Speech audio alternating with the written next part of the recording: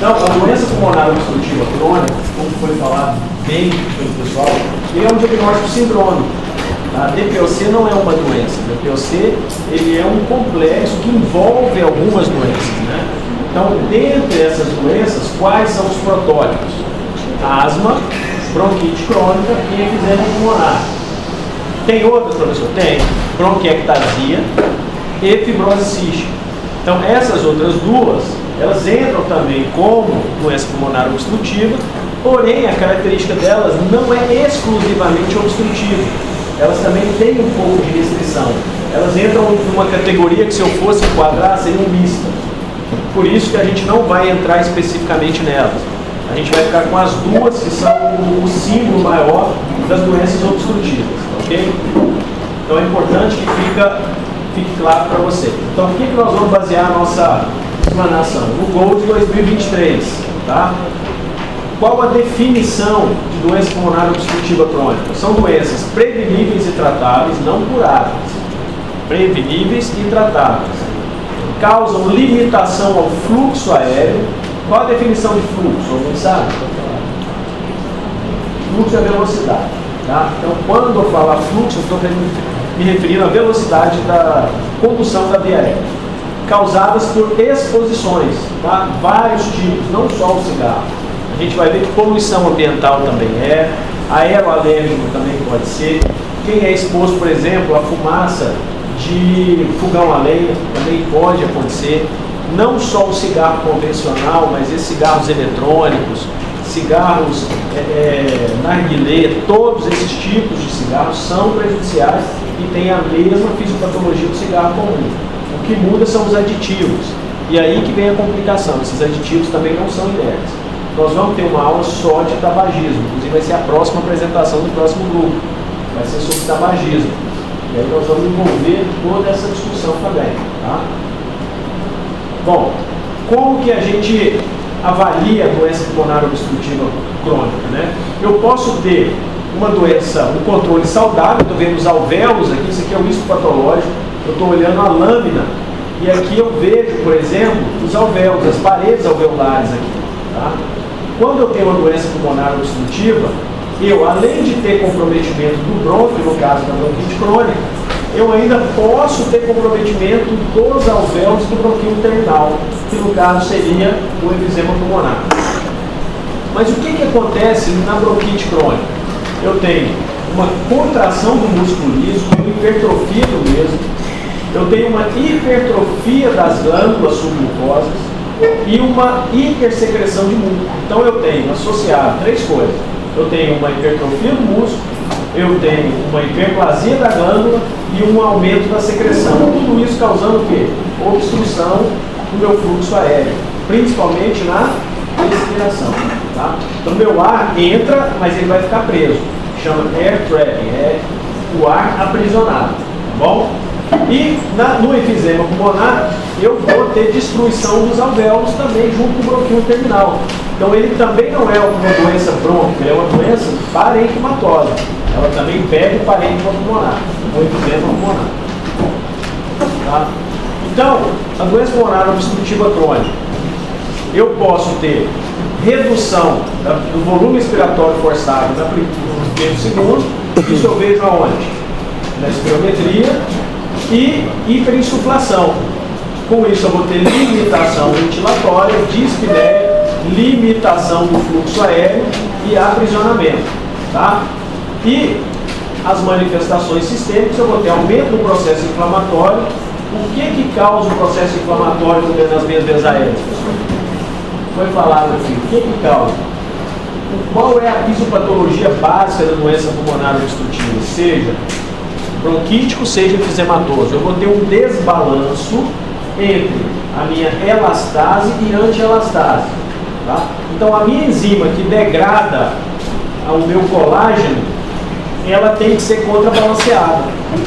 E o que vai causar esse desequilíbrio? O cigarro ou qualquer produto tóxico, ele vai inibir a minha antielastase, que nesse caso chama alfa-1 antitrypsina. Então o cigarro inibe ela e ela não consegue mais contrapor a elastase. Então a elastase vai começar a destruir o meu tecido conectivo. Então, o que o cigarro faz na maioria das vezes? Além de causar uma inflamação, porque os macrófagos vão começar a secretar interleucinas, citocinas, eu ainda tenho desbalanço e a destruição pela minha elastase do meu colágeno, consequentemente do que? Da minha membrana basal. E esse processo inflamatório ele é perpétuo. Uma vez que ele começa, ele não termina mais. Aí você tem aumento do estresse oxidativo, aumento da secreção de citocinas, interleucina 6, interleucina 8, interleucina 1 beta, TNF-alfa, tudo isso incorporando no final o camarada ficar com aquele aspecto que a gente viu, caquético, desnutrido, porque ele está inflamado. Professor, se eu parar de fumar, isso aqui diminui? Diminui. Mas o que já lesionou não volta atrás. Ele é permanente. Por isso que não é uma doença curável. Ela é tratável e controlável. Tá? Mas o que destruiu, está destruído. Não tem jeito. Então, o que tem que ficar na cabeça de vocês? Processo inflamatório. Por quê? Qual a maior célula de defesa das veias aéreas e do pulmão? Macrófago. Macrófago alveolar. Então, se ele é exposto a qualquer irritante tóxico, o que ele vai fazer como defesa? Secretar interleucinas e citocinas para combater aquela agressão. Só que vai agredir a veia aérea e o pulmão. Tá? E o desbalanço, a minha inibição da alfa-1 antitripsina vai favorecer que a minha tripsina age. Quem é a tripsina? Eu estou falando desse nome, que o livro fala elastase ou tripsina, ou anti-elastase ou alfa-1 antitripsina, é o mesmo nome. Tá? Então, para a gente facilitar, eu vou falar elastase e anti-elastase, ok? Então, esse desequilíbrio causa um predomínio da minha elastase e a minha destruição do colágeno alveolar, tá bom? No Brasil, pessoal, essa epidemiologia, 15,8% de prevalência. Qual a diferença entre prevalência e incidência? Me lembro? Incidência nos casos, prevalência nos casos. Exatamente. Então a minha prevalência no Brasil é 15,8%, não é incidência. Tá? 25% de pacientes tratados, 12% só diagnosticados. Então você vê que muita gente passa desapercebido por esse diagnóstico. Tá? Às vezes fica com a tosse crônica, acha que, não, é só o cigarro, mas nunca foi procurar saber o que realmente é. E às vezes vai na emergência, vai no posto de saúde, sai com uma bombinha, mas não sabe nem porquê. Às vezes uma crise de asma, alguma coisa assim. Tá? Então, os fatores de risco são muito tranquilos, a gente já sabe a maioria, né? Tabagismo é o mais clássico de todos, não o único. Poeira ocupacional. Então, quem é submetido a determinadas poeiras orgânicas e inorgânicas podem desenvolver também, dependendo da quantidade de exposição e do tempo, uma doença similar à doença pulmonar obstrutiva. Mas aí a gente já vai entrar numa outra categoria, que são as doenças por exposição. Nós vamos ver isso, que são as pneumocorioses, tá bom? Os irritantes químicos, fumaça de lenha, falei para vocês, é muito comum no interior, pessoal, cozinhar a lenha. Né? E tem famílias que cozinham a lenha a vida inteira, então a exposição passa a ser constante. Tá? Não é tão diferente do fumo, mas o fumo ainda é mais prejudicial porque tem outros componentes que não só a combustão da madeira em si. Tá? Infecções respiratórias graves na infância, né? Inclusive alguém falou aqui que até a hipoplasia pulmonar de um recém-nascido prematuro pode fazer um desenvolvimento de uma doença pulmonar obstrutiva mais para frente. Condição socioeconômica ruim, que acaba se expondo mais a determinados aeroalérgicos, a processos infecciosos com mais infecção. Tá?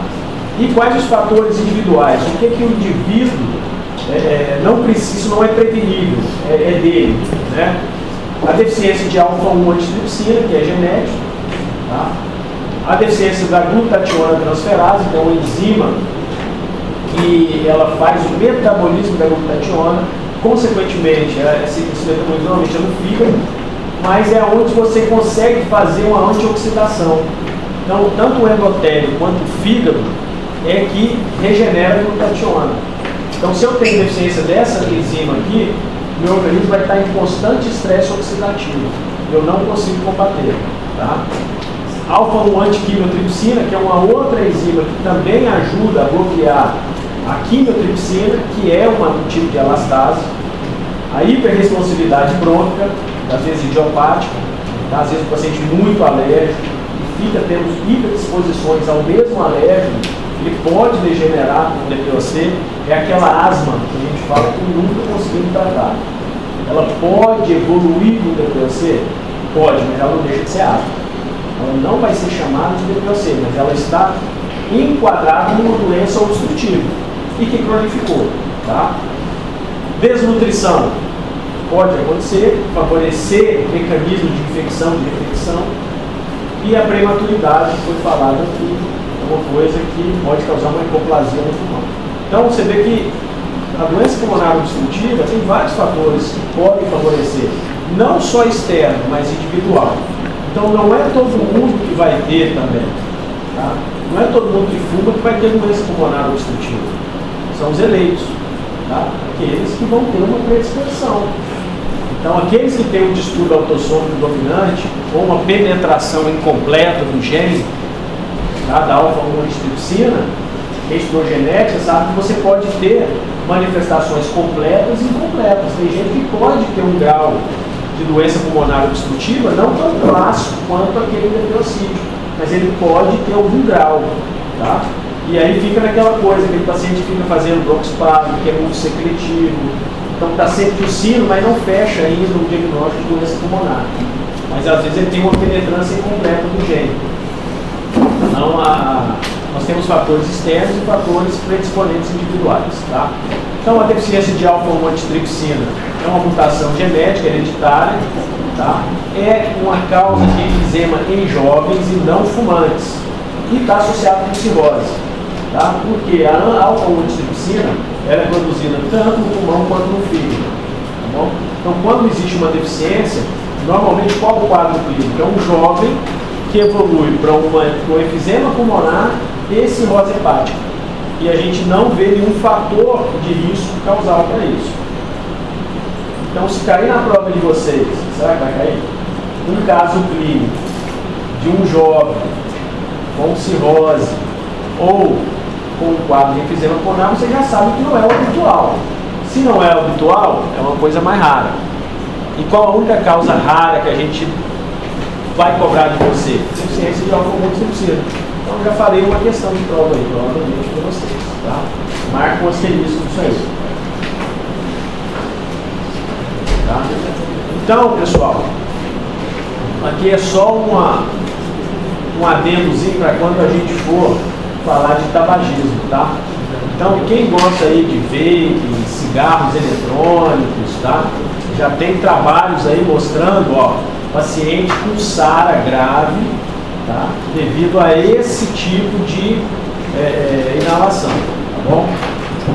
Nós vamos falar de uma entidade chamada EVALI, que já temos aqui em Porto Velho, já aconteceu em um caso de pessoas que usam esse tipo de cigarro e evoluem para uma SARA, vai para o tubo, vai ser traqueostomizado, tá? Então a gente já tem casos relatados aqui nessa síndrome. Eu vou falar mais dela quando a gente for falar de tabagismo, tá bom? Então, quais são os sintomas que a gente vê no DPOC? O que chama mais atenção? Fadiga e perda de peso. Tosse, dispneia, pieira, pessoal, parece um termo leigo, né? Pieira é em português de Portugal. Eles falam pieira, tá? É o sibilo. Aperto no peito. Por quê? Porque o paciente está hiperinsuflado. Ele pode ter um desconforto muito parecido com a doença coronariana. Inclusive é diagnóstico diferencial de dor torácica. Tá? Então ele vai sentir aperto no peito e vai dizer para vocês que está com dor no peito. E aí nós vamos ter que fazer o diferencial entre hiperinsuflação ou doença coronariana. Tá? Normalmente tem edema periférico. Por que edema periférico? Nosso colega explicou direitinho a fisiopatologia. Se o meu pulmão está comprometido, ele vai estar aumentado a resistência ou diminuída a resistência?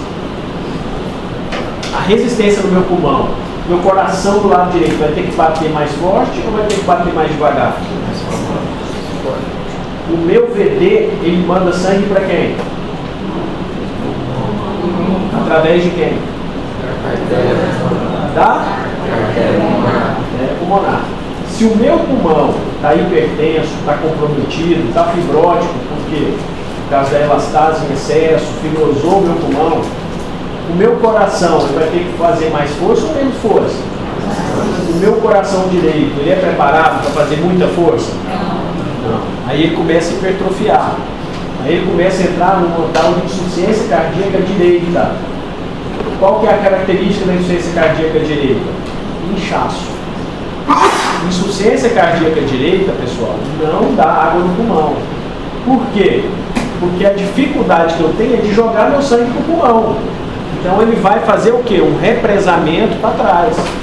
Então esse inchaço aqui do DPO-cítico é causado por uma hipertensão pulmonar. E esse nome que a gente dá para isso é chamado de cor pulmonar. Então, cor pulmonar nada mais é do que uma insuficiência cardíaca direita. Ela pode ser aguda ou pode ser crônica. Tá bom? Mas isso é outro assunto, de outra aula que a gente vai ter, tá? E o paciente, a clínica dele principal é dispneia progressiva. Tá? É aquela dispneia que vai piorando com o tempo. Não só com esforço, mas também com o tempo. Tá? Tosse crônica persistente e expectoração crônica. Sendo que o paciente com polo bronquítico, ele expectora mais do que o enfisematoso. O enfisematoso é mais falta de ar, é mais dispneia. Já o bronquítico, expectoração. Os dois tossem. Tá bom? Só que, claro, que aquele que é secretivo tosse mais. Por isso que a definição de bronquite crônica, ela é tosse persistente, produtiva, por mais de 3 meses consecutivos, por 2 anos seguidos.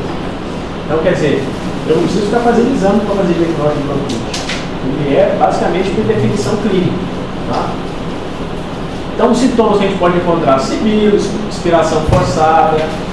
Quem viu aquela figura do Pink Butler, viu que o senhorzinho estava com o beijo assim, ó, soprando, não é? Não é soprador vazado? Por que ele sopra? Alguém sabe dizer? Por que ele fica assim? Igual o maratonista, não é ideal quando correr não abrir muito a boca, deixar só um pouquinho para o ar sair? O que acontece quando você faz isso? Você cria um alto pico. O que é isso? Você consegue reter um pouquinho de ar no seu alvéolo. Então o alvéolo melhora a oxigenação. Então, na verdade, o que eles estão fazendo é tentar facilitar a saída do ar. Então eles bloqueiam um pouco, fecham e deixam o lado sempre cerrado. Então quando você vê alguém na emergência assim, ó, só por ele estar tentando melhorar a sua oxigenação, aumentando a alta pico. Está tentando botar o alvéolo um pouquinho mais estendido para ele conseguir oxigenar. Tá bom? Então, ó, achados de corpo pulmonar, como edema de membros inferiores, fígado aumentado, bulha pulmonar P2 hiperfonética, impalpável e sopro da insuficiência perfusa. Então, tudo que é do lado direito é um paciente com DPOC. Ele pode ter, tá? Inclusive é sinal de gravidade. Quando a gente tem paciente DPOcítico com corpo pulmonar, pessoal, a expectativa de vida é muito baixa, tá? É um paciente que vai evoluir mal. E sinal de Kussmaul. Quem lembra o que é o sinal de Kussmaul? Está lá escrito. Quando eu inspiro, o que acontece com as minhas veias do pescoço? Engurgido. Tá? Esse é o sinal de Kussmaul. Não é o pulso de Kussmaul e nem a respiração de Kussmaul. São coisas diferentes. Tá bom? E cianose e pletora podem surgir mais tardiamente. Aqui, ó, a pletora, a gente sabe que é pela policitemia secundária. O que é policitemia? Aumento do hematócrito, aumento do número de células vermelhas. Lembra? P de policitemia, pletora. Cianose, acúmulo de CO2. Lembra? O C de cianose, CO2. Tá? O diagnóstico, pessoal, é fácil. Não tem negócio a pensar. É o exame físico e uma radiografia de tórax.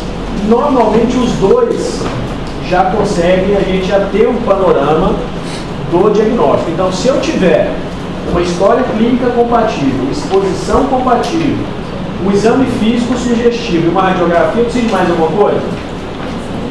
Não? Ou sim? Já fecha o diagnóstico, sim ou não? Não, acompanhar uma coisa, diagnóstico. Espirometria, pessoal, nós temos que, a espirometria, na verdade, aqui, não é nem para fechar o diagnóstico, porque eu já tenho subsídio suficiente, mas eu preciso estratificar esse paciente. Eu tenho que saber qual a porcentagem, tá? O GOLD, vocês vão ver que ele classifica o VF1 para a gente saber a gravidade da doença. Então eu preciso estratificar meu doente. A espirometria vai me dar essa estratificação, tá? Então é o ideal fazer. Eu preciso fazer tomografia de todo mundo? Se eu tiver à disposição, eu faço. Se eu não tiver à disposição, a radiografia é suficiente. Então, se eu estou em Machadinho do Oeste, eu não tenho tomografia.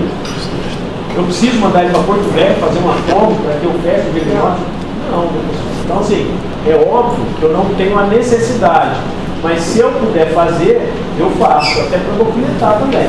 Tá? Então, como é que eu faço o diagnóstico do DPOC? Espirometria, não só diagnóstica, mas ela serve também para quê? Estratificação e acompanhamento. Então eu vou estabelecer a gravidade até para que eu possa acompanhar se está melhorando, se está piorando, e eu vou ter o basal dele, né? Sinais e sintomas, então dispneia, tosse crônica e expectoração com fatores de risco, tá? Como que eu vou confirmar o meu diagnóstico? Se eu fizer uma espirometria e der um índice de difenol menor que 0,7 e até 20% tem resposta a broncodilatador. Cuidado para não confundir com asma. Porque meu paciente ele pode ainda ter algum grau de broncodilatação. Não é uma broncodilatação de mais de 12 a 15% como é na asma. Mas eu posso ter 5, 6, 7% de broncodilatação. Se não tivesse isso, eu não precisava usar nenhum broncodilatador. Né? Tanto existe a resposta que eu uso, mas não é uma resposta que chega a reverter a doença. É mais para nível de conforto mesmo. Não modifica a história natural dela. Tá? Sim. Não pode entrar nisso aí. Isso aí é só para classificar que ele é desse tipo, né? Porque lá na classificação de Gold ele coloca isso aí em todos os quadros, de 1 a 4. Nós vamos ver que é aquilo que eu falei, a estratificação. O Gold vai estratificar em estágios, né? Estágio 1, 2, 3, 4, até para a gente saber a gravidade. Então, VF1, acima de 80%, menor que 30%, gravíssimo, estágio 4. Então, assim, ele vai estratificar você, ele vai dizer que é obstrutivo, ele não vai dizer que é DPOC. Ele vai falar o seguinte, olha, padrão obstrutivo, tá? Reversível ou não, quantos por cento de reversibilidade, e vai te dar o grau. Você vai dizer, olha, ele é Gold 2, Gold 3, aí você vai estratificar e acompanhar. Mas não existe DPOC que não faça espirometria, pessoal. Todos vão ter que fazer, todos, tá? Agora, o que eu estou dizendo assim, eu posso fechar um diagnóstico sem ela? Posso. Eu vou ter indícios dela, exame clínico, radiografia de tórax e o perfil do exame físico, eu já tenho dado suficiente. Mas não é tudo, eu preciso estratificar ele, eu preciso acompanhar, eu preciso ter tudo subsidiado para mim fazer um bom acompanhamento. Tá? Então a espirometria vai me dar um padrão, não sei se vocês lembram, aqui é a minha inspiração, essa alça aqui embaixo. E olha a minha inspiração, era para ter uma alça aqui, ó. Era para ser assim. Olha como é que ela achatou aqui, ó. Tá? Então essa é a curva clássica do meu DPOC. Tá? E se eu pegar aqui o meu paciente normal, ele vem para cá, ó. Olha como é que abaixou aqui. Tá? Então esse aqui é a minha espirometria clássica do paciente obstrutivo. Tá? Então o diagnóstico, eu confirmo com a espirometria e classifico. Como que eu classifico? Essa escala vai de 1 a 4. Vocês lembram que eu falei para você que no meu índice de fenol o mais importante é meu VF1? Aquele ar que sai no primeiro e segundo? É ele que vai me dizer a gravidade. Se eu tiver um VF1 maior que 80% do predito, meu paciente entra no estágio 1. Esse é o paciente mais filé de eu pegar, porque eu consigo estratificar e conduzir uma boa terapêutica, estabelecer uma parada do tabagismo e eu conseguir estabilizar a doença dele. A partir do 3 já fica mais complicado. O paciente já entra numa fase mais avançada. Quando ele tem de 30% a 49%, a chance dele ter hospitalização é altíssima. Tá? Acima de 4, o paciente já está terminal. Já é critério de terminalidade de doença. Aqui, meu tratamento é basicamente paliativo. É só alívio, conforto, oxigênio terapia e fisioterapia. Tá? Eu não tenho muito o que fazer nessa fase aqui. Portanto, a espirometria, por que ela é usada no diagnóstico? Eu tenho que pegar essa fase inicial aqui, para a gente conseguir intervir no paciente antes dele evoluir para o final. Porque se eu já pego ele aqui, já era, não tem muito o que fazer. Aí eu vou paliar ele, tá bom? Essa escalinha de dispneia, ela é fundamental para a gente classificar o paciente com DPOC. Tá? Ela é muito fácil de gravar, tanto o GOLD, que são 4, grava 80 e grava 30, depois o resto que está no meio fica mais fácil. Então, menor que 30 eu sei que é gravíssimo, maior que 80 eu sei que é tranquilaço, né? E aqui é a mesma coisa, 0, tranquilo, paciente falta de ar só quando faz exercício intenso. Tá? O primeiro, subir um lance de escada. Então, o cara vai subir um lancezinho de escada e já fica um pouco cansado. Isso é estágio 1. Estágio 2, compara com o colega. Tem que estar ele e outro, então por isso que é 2, ele para. Né? Então ele e o colega andando, e você precisa acompanhar ele e não dá conta. Você fica puxando a camisa dele para te acompanhar. Entendeu? Então, esse é o 2. O 3, pessoal, ele já não anda 100 metros. Então, isso aqui é um marcador importante. Não conseguir andar 100 metros, é sinal que já está grave. E 4 é aquele paciente paliativo que não sai nem de casa, é oxigênio terapia domiciliar. Tá bom? Então, é uma escalinha muito simples, muito fácil. Vocês vão usar isso na vida inteira de vocês. Aonde quer que vocês forem, vocês vão usar o MMRC. Lembra do MMDC na matemática? Ele só troca o B pelo R. Tá bom? Então, assim, é uma escala americana de dispneia que é usada no mundo inteiro. Tá? Então, não precisa falar dispneia leve, moderada, não. Uma dispneia grau 3, grau 4 eu sei que é grave. 2 é moderada, 0 e 1 é leve. Tá? E agora, como que eu faço o diagnóstico de exacerbação? Pessoal, tanto que ficou simples. Né? Até balconista de farmácia consegue tratar agora do DPOC. Fácil, só dá bombinha pro paciente. Ó. Primeiro, eu vou classificar A, B e E. Antes era A, B, C, D. Cuidado que algumas provas que tem examinadores que não atualizam, ainda pode cobrar o ABCD. Tá? Mas o GOLD 2023 atualizou. Eu tenho que passar para vocês o atualizado. E é de novo. Como que eu divido? Pessoal, maior que 2 ou uma exacerbação com hospitalização, já vai para o EP. Tá? Então, ó, sempre que tiver hospitalização, tá? O que é exacerbação? Como é que eu defino isso, pessoal? É muito vago a exacerbar. Quando tem 3 componentes. Ou eu aumento a dispneia além do habitual dele. Então, assim, ele já sabe a dispneia dele. O paciente DPOcítico, ele já convive com ela. Quando ela aumenta muito, ele já vai te falar, doutor, minha dispneia piorou muito. É um sinal de exacerbação. Doutor, minha secreção está diferente. Ela era branca, está esverdeada, mudou o aspecto do catarro? Sinal de exacerbação. E aumentou o volume do meu estado. Pô, eu cuspia 3 vezes por dia, estou cuspindo 5, 6, 2 caramba, 7 vezes. Então, o aumento do volume da secreção. Se eu tiver esses 3, pessoal, eu tenho uma exacerbação clássica. Mas qualquer uma delas já é uma exacerbação. Tá? Então, sempre quando eu estiver falando histórico de exacerbação, é um aumento de um dos 3. Tá? Sendo que essa exacerbação pode levar ao hospital ou não. Se levar ao hospital, E. Se não levar ao hospital, A e B. Doutor, e esse CAT aqui, que porcaria é essa? É uma tabelinha clínica que tem 6 perguntinhas básicas para vocês. Piorou a dispneia, consegue dormir bem à noite, consegue fazer exercício e ele gradua de 0 a 5. E cada um vale um ponto. Tá? Então, quando aí tem essa tabela, essa aí vocês não precisam decorar, vocês podem pegar no smartphone, sempre vai ter, com enquete. Tá? É pergunta fácil, tranquila.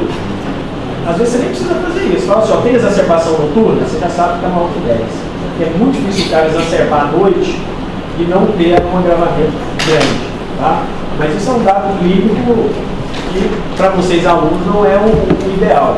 Vocês têm que ver a tabela e ver os componentes. Então é piora da dispneia, piora na caminhada, despertar noturno, atividade do dia a dia, de 0 a 5. Vocês vão pontuar isso. E se der menor que 10, e a escala de dispneia de 0 a 1, é A. É o paciente mais suave. Tá? Se a minha escala passou de 2 na dispneia, o que é o 2? Andando com 2 e você não consegue acompanhar. Não é isso? Então tá fácil. Andou com 2. Precisou esforçar mais? Grau 2. CAT 10. Passou de 10, pessoal, já é mais grave. Tá? Então, 2 pontinhos na escala, porque cada escala tem um ponto máximo de 5. Então, se eu tiver 2 de 5, eu já tenho ele. Tá? Então, esse aqui é clínico, esse aqui é dispneia. Uma escala de dispneia e uma escala geral. Tá? Meu A e B, eu posso dizer leve a moderado e o E sempre grave. Tá bom? Ficou fácil aqui, pessoal? Moleza, né? Todo mundo vai acertar a BPOC, porque ninguém anda BPOC na minha prova. Depois disso aqui eu tenho que estar mole, tá? Então, vamos lá. Como é que eu vou fazer o tratamento? E de exacerbação e de eosinófilo. Isso aqui é sinal de gravidade. Eosinófilo no meu SCAR, pessoal, significa que esse camarada tem um componente alérgico associado. Ele responde ao corticoide. Isso é o que vocês falaram no trabalho. Quando que eu uso corticoide? Quando eu tenho eosinófilo no SCAR. Qual a quantidade de eosinófilo que me autoriza a usar? Mais de 300. Tá? E no sangue periférico também. Se eu tiver eosinofilia, eu estou autorizado a usar corticoide inalatório. É a única ocasião que eu vou usar corticoide no DPOC. Se vocês pegarem paciente DPOCítico usando corticoide inalatório, sem eosinofilia, pessoal, está errado. Não usa, pode suspender, tá bom? Isso é muito comum eu ver paciente chegar clínico usando corticoide inalatório com DPOC. Eu suspendo na hora, tá? Então isso é tranquilo. Então, qual que é o tratamento do A, pessoal? O A é o mais leve. Qualquer broncodilatador. Então, se eu quiser usar só numa crise, eu uso o SABA. O que é o SABA? Short, né? É curta duração. SABA, qual o protótipo? Qual a medicação clássica do SABA? Começa com o quê? S. Qual? Salbutamol. SABA, salbutamol. Bom, né? Então o A, se eu usar só o salbutamol, beleza. Mas se eu quiser manter um LABA, eu posso? Posso. Se eu quiser usar aí um fenoterol diariamente, posso também, tá? O meu B, pessoal, lembra? B, eu vou usar sempre 2. LABA e LAMA. B, lembra de BI? BI não é 2? LABA e LAMA. Tá bom? Então eu vou usar o formoterol e vou usar o brometo de tiotropo, que hoje é o que a gente usa mais cronicamente, tá? Que é o Spiriva, que eu ouvi falar, é usado uma vez ao dia. Então eu uso 2 aqui, ó, o LABA eu uso 2 vezes ao dia e o LAMA uma vez ao dia, tá bom? Qual que é fornecido no SUS? Não sabe? Essa associação aqui? Além, tá? Então o Além ele é fornecido pelo SUS, por isso que a gente passa só ele, porque é mais fácil para o pessoal mais carente conseguir. Mas tem associações muito boas hoje, por exemplo, tem o Indacaterol, tá? Que é uma vez ao dia e é muito bom, só que é caríssimo, é 300 pau uma bombinha, então não é todo mundo que vai conseguir comprar, mas o efeito é muito bom, tá? Lama, quais são os lamas que a gente tem? É o brometo de tiotrópio, né? Tem o glicopirrônio, que também é excelente, tá? E o omeglidine. Nós já temos no mercado e temos associações, tá? Mas são caríssimos. Então não é uma terapia que dá para se passar no SUS, só no privado, tá? E o E, que é um paciente que está enrolado, ele está exacerbado e ele tem eosinófilo. Eu vou fazer uma terapia tripla. Eu vou usar corticoide inalatório, um LABA e um LAMA. Doutor, tem medicação com os 3 juntos? Tem. Tá? Já tem hoje medicação associada aos 3. É barato? Não, não é barato. Tá? Tem uma, vocês vão gravar um nome que é fácil, é Trimble. Lembra de 3, Trimble, tá? Vem corticoide, vem lava e vem lama. Usa uma vez ao dia, tá bom? É barato? Não. É dado no SUS? Não. Vai ter que gastar dinheiro, tá bom? Então, ficou fácil. Eu coloquei aqui para nível de comparação a antiga terapêutica A, B, C, D. Vou deixar a nível de ilustração, mas o que eu quero que vocês gravem é esse aqui, tá bom? Esse aqui, na verdade, fundiu esses dois aqui, ó, CD. Então, o E é a fusão do C e do D. Então, basicamente, só facilitou a nossa vida, tá bom? Vou passar essa aula para vocês, tá? Eu passei a de asma, vocês pegaram? Agora eu vou passar essa de DPOC também, tá bom? O que visa o nosso tratamento farmacológico, pessoal? Reduzir as exacerbações, tratar o sintoma, melhorar a tolerância ao exercício e alterar a mortalidade, tá? E aqui eu frisei terapia tripla em exacerbadores e com eosinófilos. Professor, eu posso usar terapia tripla sem ter eosinófilo? Na prova, não. Qualquer prova que vocês fizerem de concurso, se não tiver eosinófilo, não marque terapia tripla. Na prática, se eu pegar um paciente refratário, gol de 4, que não melhora com nada, eu vou usar como terapia mais paliativa. Não para tentar reverter nada, para dar conforto, para tentar dar algum grau de melhora na dispneia, tá bom? Então, segmento. Como que eu faço o segmento, tratamento? É com lama ou lava, tá, pessoal? Esse aqui é a terapia padrão do paciente em DPOC. Pessoal, até balconista de farmácia vai acertar isso. Se chegar um DPOC para ele lá, ele vai falar assim, não, toma além. Então, o tratamento é, como você é muito, é fácil. O que é difícil?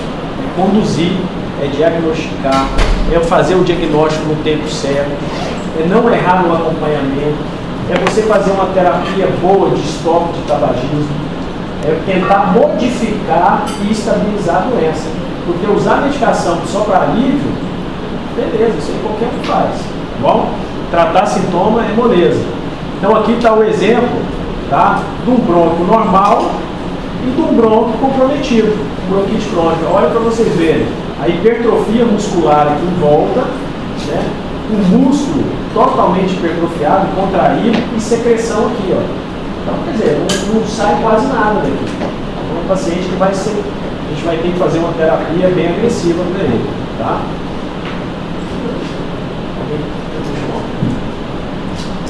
Então, paciente A, cessar o tabagismo, isso aqui é para todos, né? O colega falou certinho, nós temos tratamento não farmacológico, farmacológico e cirúrgico, tá? Então, não farmacológico, cessar o tabagismo, né? Melhorar a atividade física. Pessoal, o DPOC, A, tem que fazer atividade física, tem que fazer musculação, tem que melhorar a musculatura respiratória dele. Isso é fundamental. A reabilitação, ela modifica a doença, ela estabiliza o quadro clínico. A caquexia e a perda muscular é sinal de mau prognóstico. A gente tem que atuar nisso. E vacinar o paciente sempre. Para quê? Para influenza, pneumococo, Covid-19 agora, né? Pertussis, bordetella pertussis, zoster. Tem que vacinar esses pacientes. Eles são pacientes comprometidos, fácil de pegar infecção. Tá? E o nosso paciente B e E, que é moderado e grave, mantém cessado do tabagismo e incluir sempre o tratamento farmacológico. E aqui, ó, a reabilitação pulmonar. No B, eu ainda consigo resgatar um pouco a parte muscular. No E, é muito difícil. Eu vou reabilitar ele de que forma? É só para dar conforto. Então, assim, eu não vou esgotar ele com atividade física, eu não vou fazer ele sentir mal, mas eu tenho que tentar melhorar a respiração residual que ele tem. Então, eu vou trabalhar com alguns mecanismos de fisioterapia, de drenagem de secreção, postura, tá bom? Então, essa atividade física aqui não é igual a essa aqui. São atividades condicionadas ao quadro dele. Tá? E as vacinas são as mesmas. Então, todo paciente de DPOcítico fica atento ao calendário vacinal dele, ele está atualizado. Tá? Oxigênio terapia. Isso aqui sempre é questão de prova. Será que eu estou dando bisu para vocês ou não? Sempre. Tá? Quando que eu estou autorizado a usar oxigênio em casa, pessoal? Quando minha PO2 é menor de 55 e minha saturação menor do que 88, com ou sem acúmulo de CO2. Tá? Como que eu vejo isso? Gasometria. Então, todo paciente meu exacerbado ao poligasometria? Sim. Chegou no hospital, eu tenho que colher uma gasometria desse paciente. Se ele está exacerbado, eu preciso saber. Tá? Ou, aqui anota, ó, isso aqui confunde muito vocês de prova. Uma PO2 entre 55 e 60 e uma saturação entre 88 e 90, se eu tiver um desses aqui, ó, hipertensão pulmonar, edema periférico ou um hematócrito maior de 55. Se eu tiver um desses aqui, a minha PO2, eu vou ter que ampliar um pouquinho minha oxigênio terapia.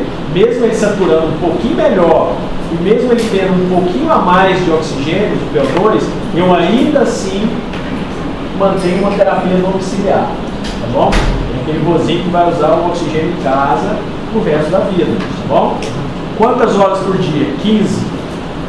E vocês marcam o asterisco nisso aqui, porque essa terapia melhora a sobrevida do paciente. Tá? Então, tem uma história que você até me marcou. A primeira vez que eu viajei para o exterior, fui para os Estados Unidos num congresso. E esse congresso estava muito frio, era no norte dos Estados Unidos, e um dos palestrantes tinha DPOC. Tá? E ele era estágio E, né? Não tinha o gol de 2023, mas ele tinha o estágio E, e ele deu a aula dele todinha com oxigênio, tá? E ele foi viajando de carro. Sua dor era grave, era um paciente com potencial de reabilitação muito baixo, ele consegue viajar e conseguiu dar a palestra dele, tá? E com oxigênio portátil, não é aquela bala deles, eles têm um suportezinho de oxigênio que eles usam na cintura, tá? E ficou 2 horas de palestra, você quase não via ele, claro que ele dava umas pausas, que ele não conseguia às vezes falar fluentemente, mas ele conseguiu fazer a palestra. Então, o que eu quero mostrar para vocês é que melhora a sobrevida, mesmo naquele paciente que já é E do GOLD. Tá? Então, isso aqui é para mostrar para vocês que a clínica é soberana, sempre, pessoal. Exame físico, história clínica, tá? Fazer um exame físico minucioso, não negligenciar os passos, não deixar de avaliar, de acompanhar. O paciente que vai para a emergência com DPOC, o que eu mais vejo é o pessoal está em alta para casa sem uma referência. Manda para o ambulatório, pede para um ambulatório de tabagismo, parar de fumar. Isso ajuda muito na recuperação e na estabilização da doença. Então, o DPOC ele é muito mais agir no início, numa fase que você pode ajudar, do que você pegar uma fase avançada e você só vai ficar dando bronquodilatador para tampar um sol com pneu, que não vai resolver muita coisa. Tá? O que eu falei para vocês de exacerbação, né, é o evento agudo caracterizado pelos agravamentos dos sintomas. Né? Deve ser mais do que as variações do dia a dia, então passou daquele habitual, ele já vai dizer, não estou no meu comum. Tá? E tem que resultar nas mudanças de medicação. Então, o aumento da dispneia, o aumento da expectoração, o aumento da purulência, qualquer um dos 3 ou os 3 juntos é um quadro de exacerbação. Tá bom? Qual o meu tratamento na exacerbação? Se o meu catarro tiver muito purulento e ele tiver um aspecto diferente do aspecto habitual, pessoal, normalmente eu inicio o antibiótico. Por quê? Porque é uma exacerbação infecciosa. Ah, professor, mas a maioria é viral. Eu já vou entrar com antibiótico? O problema é que ele já vai te procurar não no início de uma gripe, ele já vai te procurar numa fase onde já se tem uma infecção bacteriana superposta, porque ele já é secretivo, então a bactéria vem logo em seguida, tá bom? Então, se ele falar que já estava piorando já uma semana, ele já está numa complicação pós-viral. Então, a gente já inicia um antibiótico. Normalmente, qual antibiótico? Amoxicilina ou amoxicilina com clavulanato. Se eu tiver que internar, ceftriaxona, uma célula de terceira. Bom? Broncodilatador, para todo mundo. Ah, mas não vai curar, professor. Eu sei, mas vai aliviar. Eu tenho que aliviar a dispneia dele. E eu já falei para vocês que, querendo ou não, eles têm um resíduo de broncodilatação. Tá? Corticoide sistêmico, para todos. Aqui, pessoal, quero fazer um adendo. Não é corticoide inalatório. Aqui é corticoide sistêmico, vou fazer na veia. Então, todo paciente exacerbado que vai para a emergência e necessita hospitalização, eu vou iniciar corticoide sistêmico. Não é inalatório, não é início, pelo amor de Deus. E o oxigênio como meta se a minha saturação for menor que 92. Se ela for menor que 92, minha meta é chegar a 92, no mínimo, tá bom? E nunca hiperoxigenar, sempre manter o oxigênio ali 2, 3 litros por minuto, tá? Então aqui está um segmento simples do tratamento. Aqui também que eu considerei o eosinófilo. Se eu fizer um hemograma de eosinófilo maior que 300, eu associo o corticoide inalatório. Isso aqui não é na exacerbação, isso aqui é tratamento ambulatorial. Tá? Laba e lama para o resto. Tá? E considerar, ó, se meu paciente for aquele paciente que não melhora com laba e lama, e eu consigo ver um eosinófilo na periferia maior que 100, tá? Eu posso iniciar um corticoide inalatório. Você lembra aquele caso que eu falei para vocês? Em prova, vocês não vão usar. Mas na prática, se eu tiver uma resistência ao tratamento, não melhorou quase nada, e eu vejo um eosinófilo maior que 100, mas que não é 300, mesmo assim eu posso fazer uma terapia associada. Tá? Eternamente? Não. Aí eu vou repetir esse hemograma, eu vou avaliar a minha espirometria, vou ver a avaliação, é aí o contínuo. Eu não posso dar um tratamento desse e jogar ele a bel prazer. Tá? E existe uma droguinha nova, chamada Roflumilast, tá? Que a gente só usa quando? Quando eu tenho uma VF1 menor que 50%, portanto, estágio 2 a 3 de Gold, e bronquite crônica, não pode ser enfisematoso. Essa droga melhora a hipóxia. Tá? Ela tem uma melhora, mas nesse perfil de paciente aqui. Isso aqui cai em prova. Tá? Que é uma droga única. E ela ajuda a melhorar a qualidade de vida dos pacientes. Ela não muda a sobrevida, mas ela melhora a qualidade. Tá? Então é importante conhecer essa droga. Ela é um inibidor da fosfodiesterase 4. Ela age muito parecido com a minofilina, só que ela é diferente, é outra medicação. Tá? E a azitromicina é uma droga que eu posso usar como anti-inflamatório. Quem lembra do Covid aqui? Todo mundo usava azitromicina. E todo mundo achava que era para tratar pneumonias, né? Mas não era. A gente usava para imunomodulação. Porque a azitromicina ela tem um efeito imunomodulador, um efeito anti-inflamatório. Tá? Mas qual que é o problema? Se eu usar indiscriminadamente, eu seleciono bactérias. Por isso que surgiu essas superbactérias aí nesse período, porque todo mundo usou a azitromicina como se fosse tratamento para a Covid. E não é. Tinha um perfil de paciente para se usar. Tá? Então, a azitromicina é um tratamento para esses pacientes, principalmente esses exacerbadores que estão usando corticoide inalatório, e em vez de usar o corticoide inalatório, eu posso usar a azitromicina 2 vezes a semana, tá? Durante um período mais prolongado. Tá? VNI, alguém já ouviu falar? VNI é a ventilação não invasiva. Eu uso o mesmo aparelho de ventilação mecânica, só que com a máscara. Então eu vou fazer uma pressão positiva. Quando que eu vou usar? Quando minha dispneia está me matando. Eu vou fazer quando meu pH for menor que 7,35 e uma PCO2 maior que 45. Esse paciente se beneficia muito da VNI. Tá? Então, VNI é um tratamento inovador para exacerbações de DPOC. Ok? Quando que eu uso? Gravo esse critériozinho aqui, ó. pH menor que 7,35 e uma PCO2 maior que 45. Tá? Isso tem que decorar, não tem jeito. O bom é que tem 5 no meio, ó, 135 para 35. Tá? Então, resumindo nossa exposição, DPOC é prevenível e curável, certo? Certo? Não. Presta atenção, pessoal. Tratável, não curável. Tá? Muito comum, porém subdiagnosticado. É mole diagnosticar DPOC. É mole. Sabe o que é difícil? É fazer o diagnóstico diferencial. Porque o que o paciente vai chegar para vocês? Dispneia. Dispneia, eu tenho 500 diagnósticos diferenciais. Ela pode ser aguda e pode ser crônica. Pode ser embolia pulmonar, pode ser pneumonia, pode ser tuberculose, pode ser câncer de pulmão, pode ser asma. Então, assim, eu tenho que ter um protocolo de diagnóstico diferencial de dispneia.